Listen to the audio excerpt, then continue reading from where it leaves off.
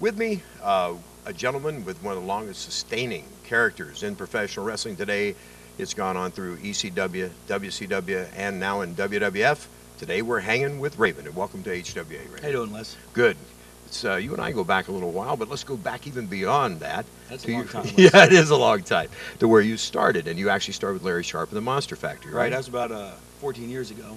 It's up in New Jersey with Larry Sharp, and Charlie Fulton actually trained me. Well, I remember Charlie. I helped him when he was a young man. Wow.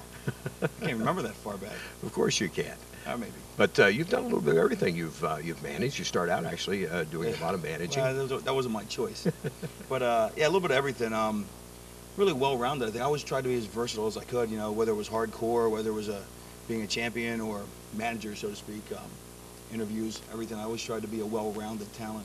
Felt there was more use for that, and really felt that to be just one or the other, I thought I was doing a disservice to myself and to the fans.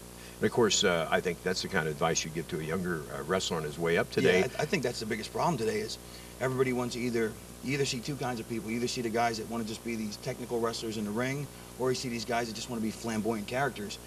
And I think you got to have a melding of both. I mean, you know, it is sports entertainment. You know? Absolutely. It's not just a sport, and it's not just entertainment. And of course, some of your interviews have been so deep and so entertaining, and that's another facet today that you got to be strong in. Well, they were kind of cathartic for me because I got a lot of childhood baggage, and I used the well, it's true though, but I used the television as a forum to alleviate all this stuff that I carried with me for years. You know, I really did have a horrible childhood, unpopular in high school and the whole 9 yards, and I felt what a great way I can use that as a vehicle to get myself over, but I can also expel these demons, you know, so they don't ruin me, because they were, I was heading down a pretty bad path. A therapy of sorts, then. Yeah, oh yeah, huge. Yeah, plus it saved money on shrinks.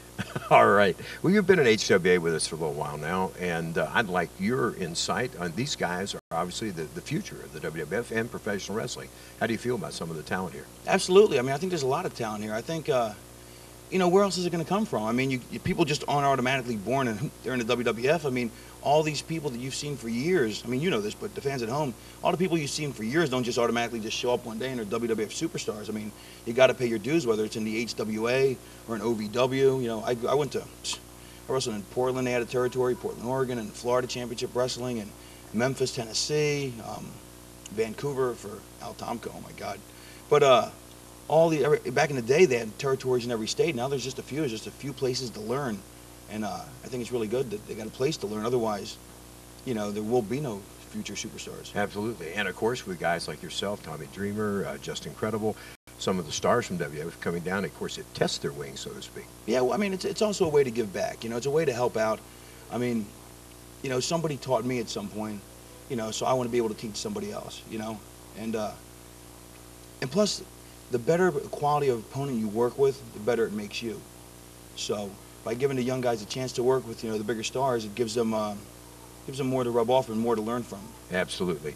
And we want to say thank you so much for being with us in the HWA and contributing to these young guys' education. Not a problem. Thanks. All right. Thank you, Scotty. And we've been hanging today with Raven.